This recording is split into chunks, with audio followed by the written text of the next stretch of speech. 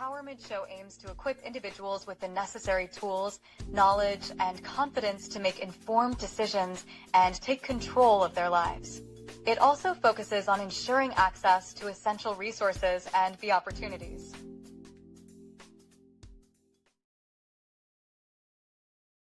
Well, good evening, and thank you guys for tuning in to the Wednesday edition of the Empowerment Show on the Empowerment Network. As always, we like to start by saying we like to be grateful for something. So, yes, I get up in the morning, I take a breath, and like everybody, they should have something to be grateful for. So, this is the way we start. We usually say Ashe. So, for those who know, Ashe. This evening, I got a couple of guests with me. I have one young man. Boom. Hello, Michael. How are you, young man? I'm good. I'm good. How are you? Good evening, I'm everyone. I'm well. And here is the pace de resistance. Hello, young lady. How are you? Good. Me and Michael kind of twinning a little bit here. I like it with the red. Oh, look at that. Yeah, Yeah, yeah, yeah. Didn't hello. even realize that. Yeah. So how's everybody doing this evening? Well, As well as can be expected. Let's put it that way. yes. I'll put it that I concur with that statement. Okay. Yeah, Michael was having a hard time getting in, so he may not be staying too much longer. But we do have a couple of issues that I like to get over, at least go over.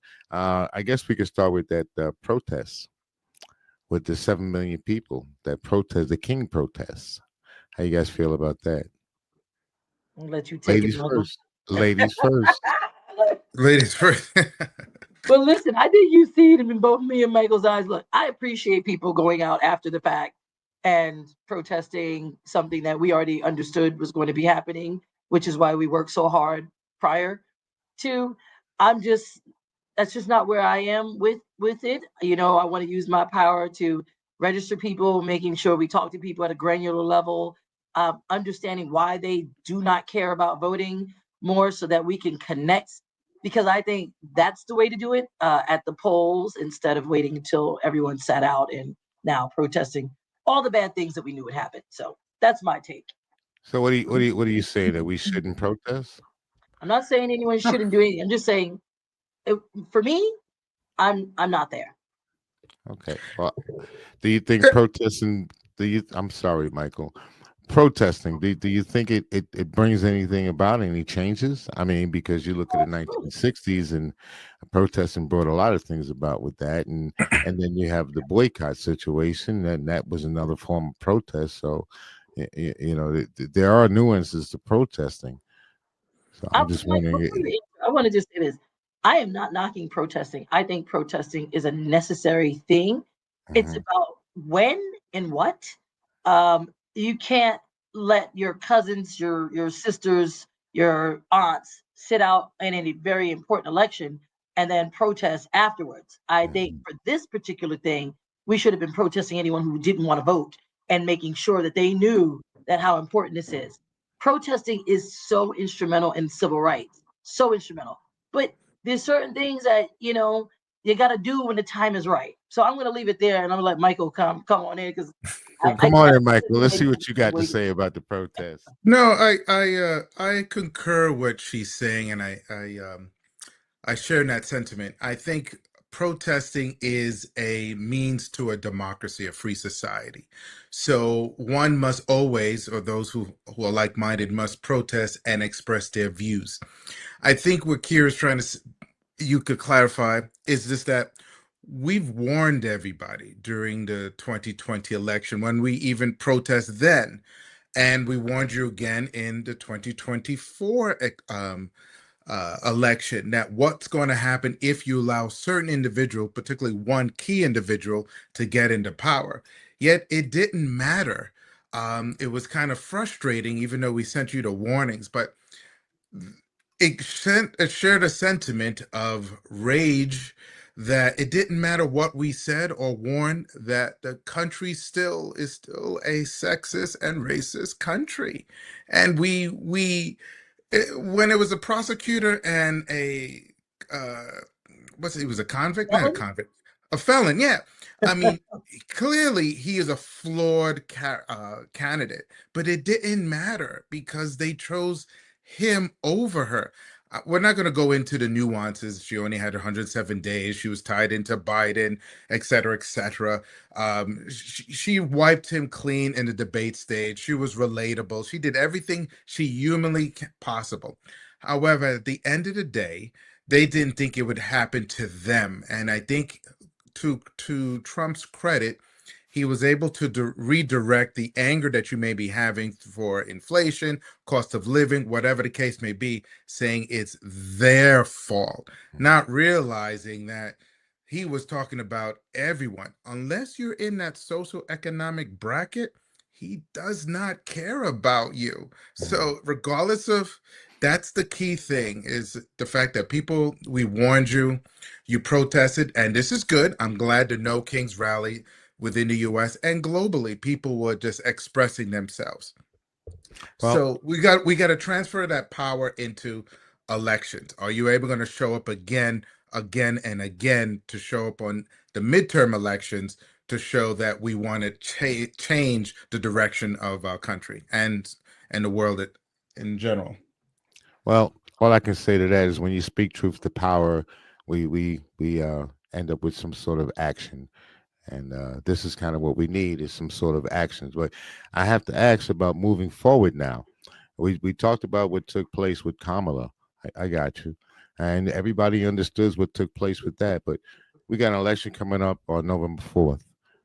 We got other elections that's going to be coming up after that. What do we do? How do we get people engaged? I mean, the protest was nice. It reminded me of the Million Man March. Yeah, we got down there, rah, rah, rah. What happened afterwards?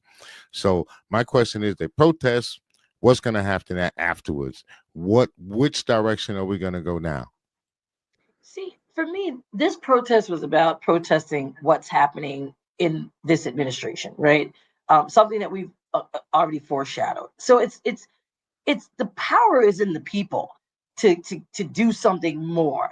And if we understand the importance of elections, if that protest was real, then that would mean that we are. I'm going to take it back. We are woke. All right. That means this is our word. I'm taking it back. They can't have it for their purposes. We should now be woke enough to say, oh my goodness, look what we did. And when I say look what we did, I said a collective, because there were almost 4 million registered Democrats that did not come out to vote in the 2024 election. 4 million registered people that just did not come out to vote. Now, what we should have been doing as Democratic people, I don't know how many Republicans didn't come out to vote. I feel like every single one of them did. But in any event, we should have been reaching out to those who did not vote, who may have voted in many other elections before, to understand what their apathy was, what their issues were, so that we can connect on a granular level with them. Because people who are going to vote, super voters like myself, I'm always going to vote. I don't need to be rallied to vote. There are a lot of people, especially when 92% of Black women voted democratically, and I think it was like 90% or high 80s of Black men did. Stop talking to me. Talk to the people who stayed home.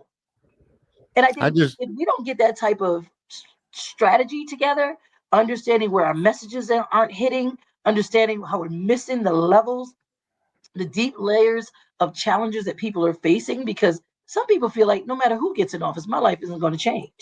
That's the thing. You're right about that. There are people I engage with who say it doesn't matter, and then you have to. I feel like there are times I have to simplify the language or understanding for you to understand how your vote does matter.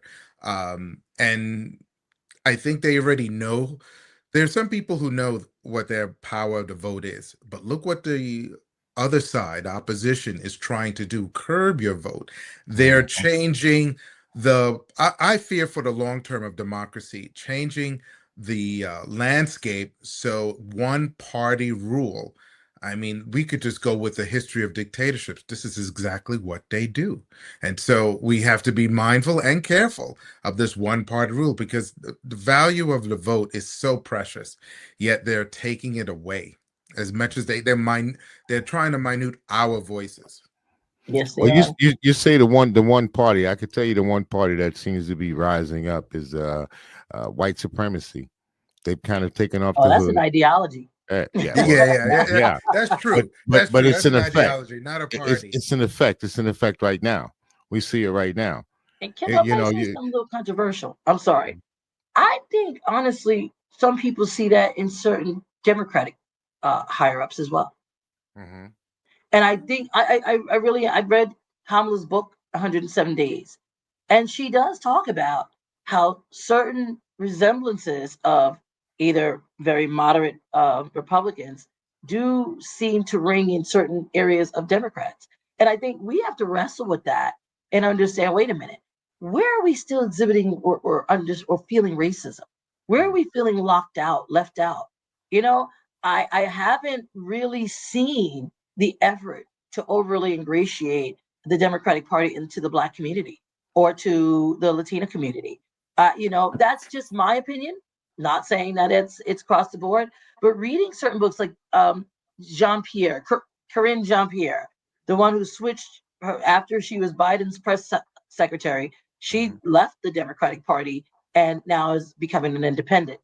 This independent class, while slowly, it is certainly getting a little bit more traction. I don't know if it'll get more traction in my lifetime to be a real legitimate party, but I see some serious people who are ingrained in the Democratic Party now moving over there. Mhm. Hmm. You're right about that. I mean, I even thought about that myself. As I generally vote Democrat, but there's some issues that I have with the Democratic Party. One of the things I don't like that I see, and I can talk to Mr. Michael about it, is that when I show up to these different meetings and these politicians show up, they only show up to get our vote. And I mean, any other time, where are they? You don't see them.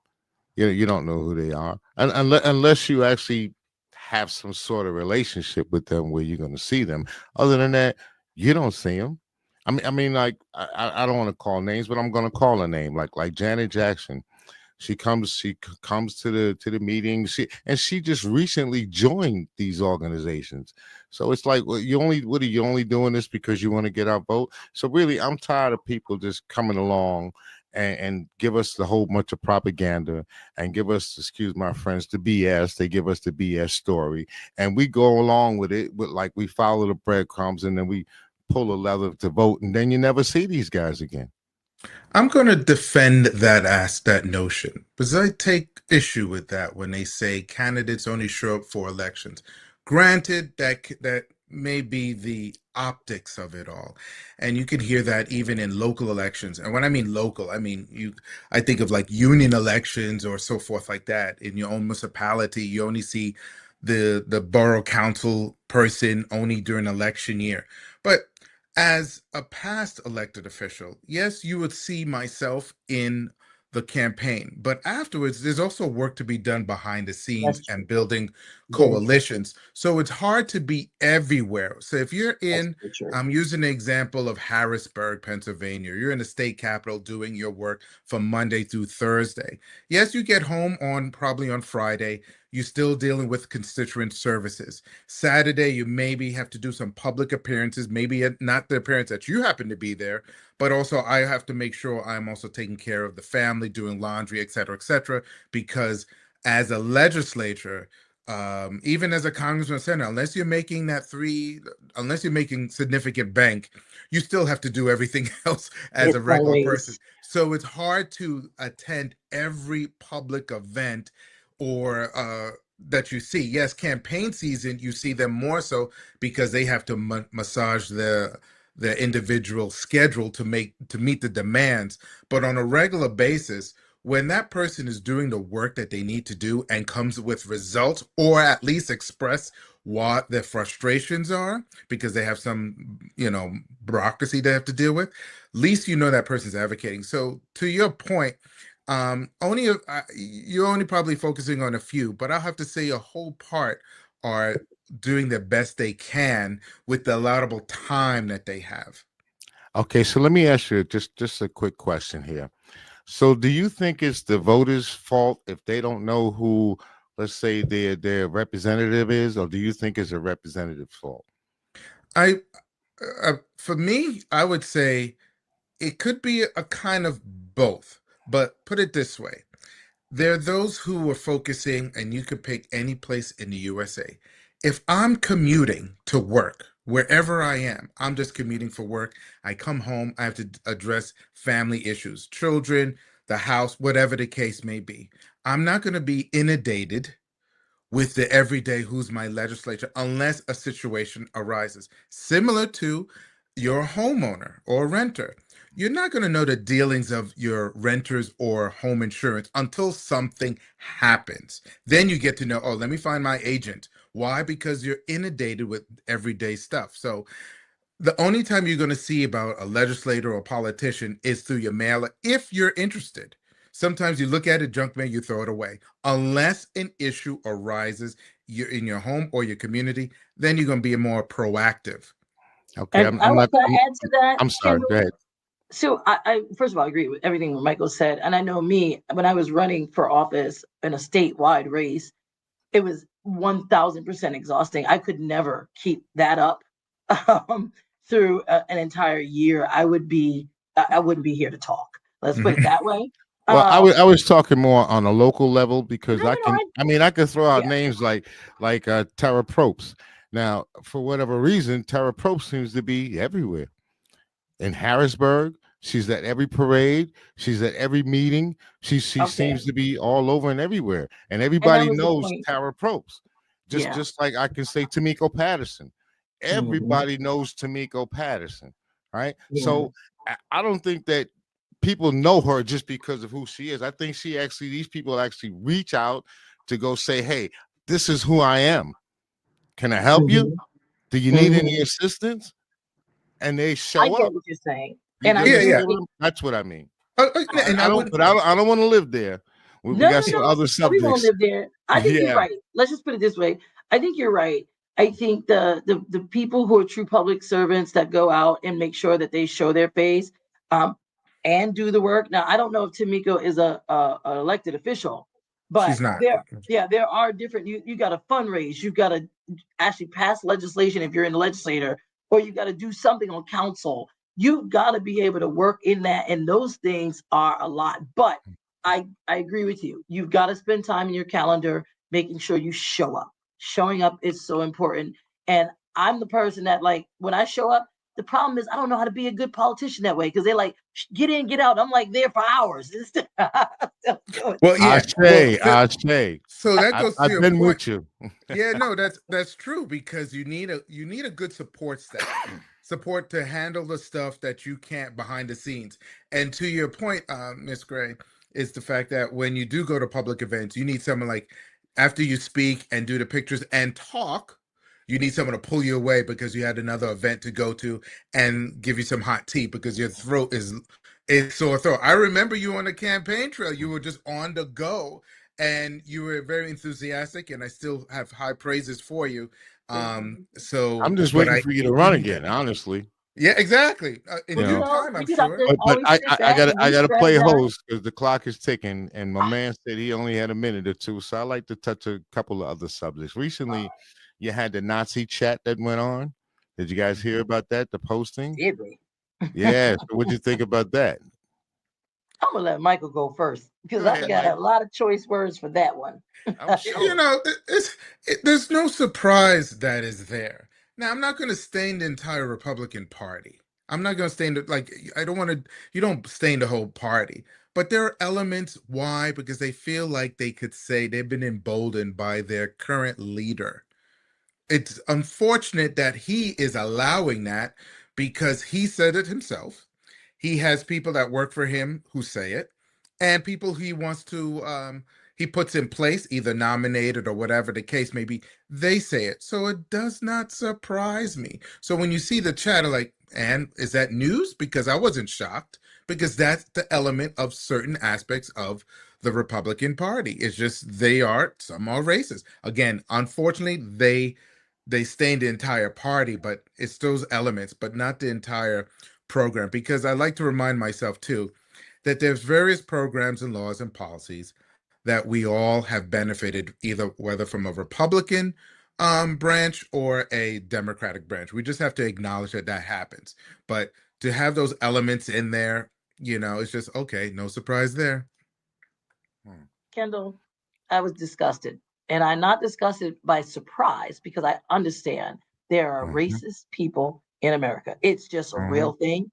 And the thing that I had, what it was more disgusted about, was the tolerance from a top level of the Republican Party about that. Not that we have no tolerance for this type of behavior, but the boys will be boys, which means they've said it around you. You've said it with them. You think that's banter. You think it's okay for someone to be nominated in a top level administrative position in this administration, running the country, doing public service on behalf of Me Too, and using hateful, homophobic, misogynistic, racist messages to your boys. To Mm. me, that's all that needs to be said. You can't tell me nothing. And now you want to tell me that it's racist to call out racism because you're going after DEI and that's illegal racism, discrimination? Stop it. Get your own people in check and understand something. I am never going to stop talking about the racists. As long as there's racism here, you're going to hear me talk about it because I shouldn't feel what you don't care to hear. So Mm. sorry, I was 100% disgusted. We're in 2025, and that should be condemned. Did you say you were It should be. related to Jasmine Crockett or something? Because I hear all of that Not all over related, the but I'm place. I'm I'm I'm I'm I'm not mad at that sister. And they gerrymandered her out of her position. Yes. But you See, saw she's the woman is very smart. They made a gerrymander out of that She not district, gonna but go. I'm no, with you. you know what she ended up doing? She ended up running in the other district because you don't have to live in that district to run in That's right. that district. So what That's she right. did, the district that they took away from her, she just went and ran in that district anyway. So I mean, she's a hell of a woman.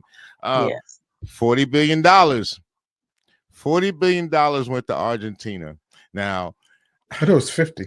no, it's 40, Well, 40. Well, Oh, wow. maybe 40 billion. It's 40 it billion the don't even last I matter, heard. right? Once you get It doesn't matter. But the deal is that you got $250 million to tear down the Rose Garden and build whatever you're going to build there, right? You got all of that money to do that. You got $40 billion that you can send to another country. You can buy a jet plane and for another 100 and some odd $billion. But we don't have enough money for the SNAP program. We don't have enough money for the American people. Even though it's the American people's money, it's our money, the tax money. It's right. our money. And we don't get an opportunity to say how we want it to be allocated. You know what? I'm just gonna say this before you go, because I know you have to go, Michael. I feel like I have another law partner when I look at my check and those taxes or federal taxes are taken out. I feel like I had to pay somebody else, which I do. You've taken my money during this government shutdown, made my communities more desperate because you didn't want to put more funds into things that people actually need for basic survival. So now they're more desperate to make your narrative about dangerousness even better, to spend more money on the National Guard to sit there and babysit street corners where they don't need to. And you're recklessly dealing my money out for your own agenda. I have a problem with that. I don't know what to do about it other than vote, but I have a problem with that. Well, this is where I say the New Kings rally and other forms of protest comes in, but it's again, he's a con man. He's done it before, and now he's asking the Department of Justice to give him, despite what you just said, Kendall, about all the money that the country is spending on different projects and other countries, he's asking the Department of Justice to reimburse him for the court fees Oh, from that was hilarious. Yeah, being from sued. the go ahead, finish up, investigation. Mike. I'm So sorry, Michael. I know, but that was hilarious, man. I was Okay, like, you the go. man is milking it. But will that upset his base when healthcare goes up? Cost of living is already going up. Will they accept it? Will they change? Will they say anything? Right now, the Senate Republicans and the Republicans in the House are just lock in step. Some are drifting away, but never they're lock in step. Talk about a cult personality. He They, is the grifter's grifter. Okay, yes. that's what he is. Okay, he's the best car salesman you got going. Did you But hear what he will said they about do anything? with the construction at the? I'm listening to him. He's at the podium, right? And he's talking about, I love the way this sounds. This sounds like money to me. Right. yeah, okay. We're giving trillions of dollars away over to Gaza, over to Israel and whatnot, right? And the funny thing is, our kids over here, we don't get a free education. We don't have No. universal health care, but they do. In We don't even Israel, have their kids, they quality don't pay to go healthcare. to school. Their kids Right. don't pay for medical or anything. But we do, so we're paying for them. Every year we're shelling out that money. I don't understand it. I mean, you're a civil rights lawyer, right? Yeah. Right? What in Yeah. the hell can we do about this? I mean, there's got to be something I illegal wish I about what's know going I knew on. who to sue in this respect, but I just don't. And that's the problem. I feel very helpless because people in my communities and other communities did not stand up with me when I asked, hey, we can't have this man in, not for a direct benefit for me, but for a direct benefit for the communal good. Because this is what we're talking about. Everybody is so self-absorbed and they're not worried about what everybody else is doing until they have to worry about it. Because Mhm. desperation doesn't just stay in one little corner. It creeps its way into all of us. And then they have to remember the things you're talking about. When we get taxed and we have to pay for all these other things, we're paying for everybody. Everybody is paying out of a pool. And Mhm. I am so tired of people acting like what affects one community doesn't affect mine. Uninsured motorists affects my insurance rates, right? People without Yes. health care affects my health care rates. When are we going to learn that this is a sum game? This is not individualized. And I think that we have gotten so far away from that that we think it's not my problem. I got mine, they need to get theirs. Guess what? It is all of our problems. So, hey, can't sue per se, but what you for this particular thing. But what we need to do is get down to civics, man. We have to break this down because while people didn't feel what Project 2025 had in store for them before it was implemented, November 1st, they will feel that. They will Well, have no SNAP benefits. well, I all I could say is like I tell my kids, if you don't do politics, don't worry, politics is going to do you. Sure And is. as far as the civics is concerned, you know, they need to bring it back to school. They don't I don't teach know why civics not. anymore. Well, they want you to be dumb. Yeah, they do. They do. Say you're dumb and you're dumb. Tell you You ra- anything. you raise a good point. I think we Mhm. we as a society have lost that sense of community. I'm not sure if it's geographic only, but we even with social media that was supposed to bring us closer, we are more far apart, and it's hard to remind people of where we come from because like you said, if you're uninsured, it's going to affect me to those who are insured. Um, it's another thing too. I think as a Democratic Party, sometimes we do have a messaging problem. Oh So yeah. we don't connect as easily. So we need to, I know at times when I'm listening to high-ranking Democratic leaders, they tend to have a more cerebral way of talking, which I understand.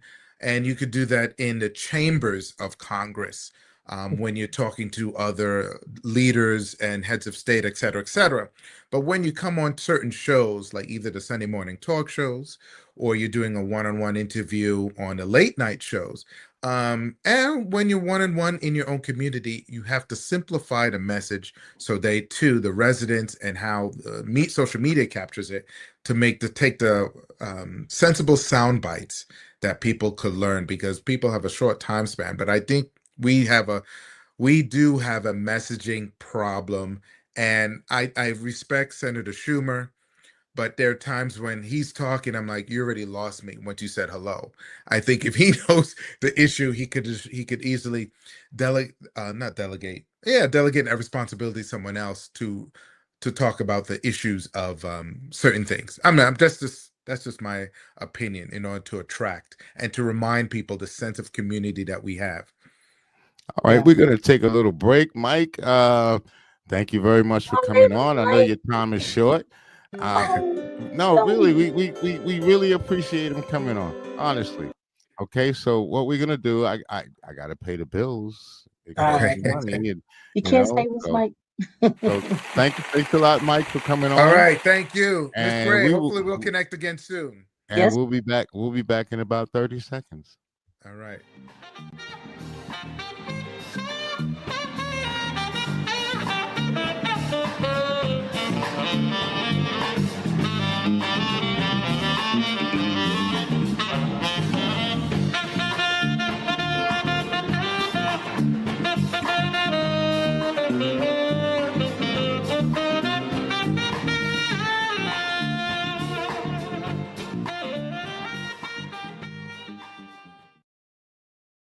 All right, all right. I don't know if you had an opportunity to ever go down to IQ Lounge, but it's a cigar lounge. They're out going out towards what do you call that? The Marshalls Creek.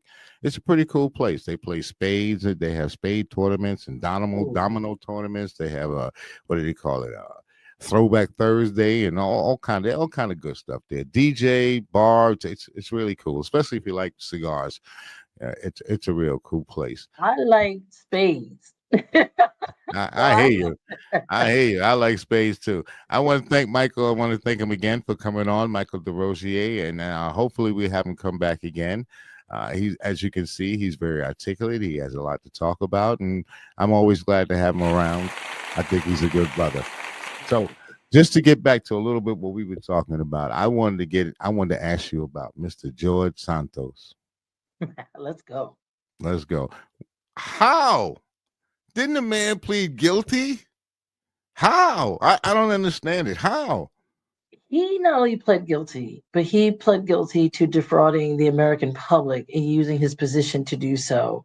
I am like, what I am seeing is pardons are not about morality. Pardons are about my friendships, who I want, who I can, and doing what I can do just because I can do it. It has nothing to do with the moral obligation for us to give people a second chance who are well deserving of that because they have proven themselves over time to be a changed individual and to have lived their lives with more meaning and more opportunity to others. That is really the premise of a pardon, right? You're not supposed to just pardon your friends just because. And I mean, look, people can say what they want. And I know that people say, hey, Hunter Biden was pardoned by Joe Biden. If that was my son, I would do the same thing. I mean, look, there's no moral high ground for him either. I mean, he pardoned his son because he's the son and he had the ability to do it. So he did it. It wasn't. I would have did it. I mean, and look, most of us say if that was my son, I would have did it. But quite frankly, we lose our moral ground to say, well, Trump, why are you doing this? Because if we use it just because we can, and we use it to deal with people that we like or love, to get out of the mess that they got themselves in without them having to prove themselves at any point that they have changed, then hey, now I can see if something was such a benign issue that has been made a huge deal because of politics, and you believe this was what politically motivated, and so you don't think it's right for someone to live with that scarlet letter felon on their back or a scarlet word felon on their back. But that's a huge analysis. In this situation with George Santos, there's just no good reason to give him a pardon. No good reason whatsoever. I mean, I'm waiting for them to let R. Kelly out. I mean, since they're gonna let George Santos out, they may as well let R. Kelly out. And throw Puffy in the boot too. What the hell? I have to correct myself, Kendall. I don't think he didn't get a pardon. He got his sentence commuted. Right, commuted. Same difference to me. He's out of jail. A pardon means that you can live free without the conviction, and a commutation is not necessarily that. Don't worry, he'll live pretty good. I'm sure there's enough white supremacists out there that donate money to him and all kinds, just like they did with what was that cat that killed down in Florida, the Martin kid. What was his name? It was George too. George. George something. Yeah. I mean, look, come on. You think they didn't take care of him? They took care of him for years. Still taking care of him now. He went out and committed another crime and still walked away. So they're about taking care of each other. I think I wish we could do a little bit more of that and take care of each other and do the right thing. That would be a wonderful thing. Yeah, I mean, and I wish we could take care of each other in the most authentic way, right? Really, I mean, you know what, Kendall? I'm such a big history buff. I watch civil rights movies. I read civil rights books. I read how we were monolithic at one time about advancing our rights and our goals and our freedoms just to compete. I saw that. Now all I hear is we're not a monolith. We're not a monolith. And maybe we're not in terms of everything, but there are certain things we need to be monolithic about. I say that all the time. You're absolutely correct. But what happened after the civil rights movement, we were out there, we were battling, we were doing our due. Then we got I don't know, we got jobs, if you want to say, because now we can work for the federal government. And we really became complacent as a people. And then with that emulation deal, we kind of emulated into the American society, and you got people. Well, I'm American now. I'm not just black. I'm American. Like OJ. I'm not black. I'm OJ. You know. So you All had right. people with integration to me. It's sad to say, but it made us as a people more segregated. We moved apart from each other. You know, even like now when I tell people about ancestry, they the first thing comes to their mind is slavery, and I'm like, yeah, but you know the slaves had ancestors too, right? So, you know, we gotta take it on back and learn some things. That's why I always say to you, Ashe, and you know, I learned that especially from the young ladies that you have that you hang out with all the time at the NCNW. That's right.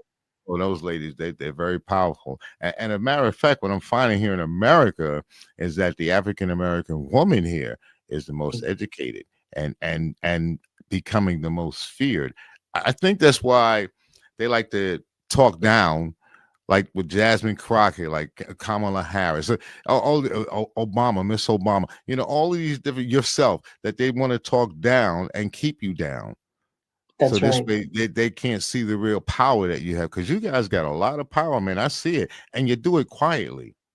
That's what Mhm. I like the most. I see things are getting done. I'm like, wow, look at that. That who did that? You see, it wasn't a lot of noise to get things done, and I wish we could do more uh, about like the Smithsonian. It's very much needed. We need to get in there. I don't think what he did was legal. I don't You think know, so either. I mean, you could tell You're me. You citing you know more of the history. law.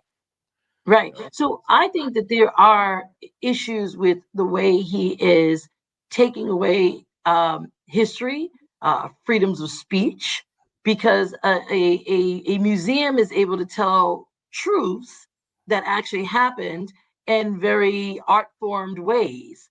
And that's what those freedoms, the First Amendment protects that. I am not understanding. Look, I guess everyone has, there's so many battles to fight.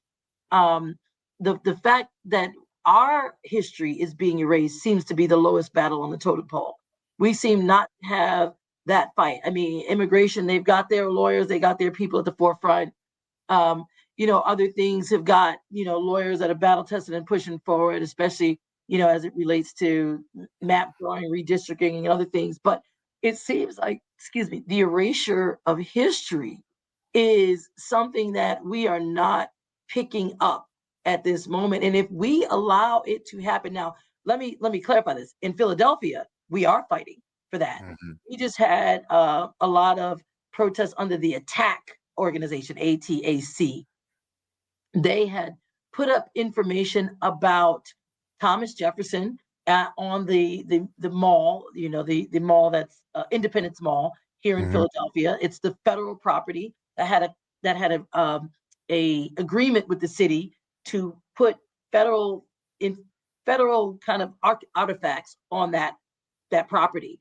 Mhm. Well, what we were able to do back when it was, I think, around 2012, 2013, is tell the true story about Thomas Jefferson, the full story. Yes, he had some great moments, but he also owned slaves. He also, 200 of them. yes. So that was up there. Now, Trump decided that for America's 250th birthday, we want that removed. And we want it removed because we don't like that history being on his kind of repertoire, right? So we went on the offense. We wrote letters. We got groups together to file lawsuits. I mean, we protested because you need a trifecta of all of it. You need legal, you need protesting, as well as you need activism, academia. You need all that. So we did push back, and they have not, at this moment, done what they said they were going to do. They said they were going to do it in September. It didn't happen. So we're trying to push back as much as we can. But there's a larger issue at play. The larger issue is the erasure, period, of Mhm. our heroicism, of our endurance, of the things that are happening to us or have happened to us that still exist in other ways, just kind of transformed into systems and more subtle racism. And people, our next generation of leaders are going to grow up without understanding those differences that cause these disparities in our communities amongst the different communities. And so I have a hard time with the fact that we are not fighting back like I don't know what to make sure Mhm. that our history is not erased. Well, I tell you, I speak to some of the young people, and the young people tell me that they kind of really pissed off at the elders, if you want to say, and they're pissed off at the elders because they say, "Well, why are we in this situation? You allowed this to happen." As far as us not receiving education and all of the benefits that we should have, they're very angry at people like myself. I'm an elder, right? So they're kind of pissed off because they can't buy a home and they think it's my fault, yeah, because of what we didn't teach them. And Yeah, I like to say to all the elders, man, if you know, teach. It that's used right. to be a saying with us, each one teach one. That kind Mhm. of just went away. We growing up in a society now where it's very microwave, and it's very much about self. It's not even about family. Right. It's And just it's quick about information. Quick right. information. We can't consume what like a commercial or a political candidate. The only time 30 seconds. You better get it out in 30 seconds. Well, what could Mhm. you possibly really understand in 30 seconds? Not much. That's the, that's the information gap. But Kendall, can I go back to something you were talking about? Because I think Right we on. Right skipped on. over something that I truly hold near and dear to me. While Black women are feared, Black women are a force, Black women are the ones catching the flu right now.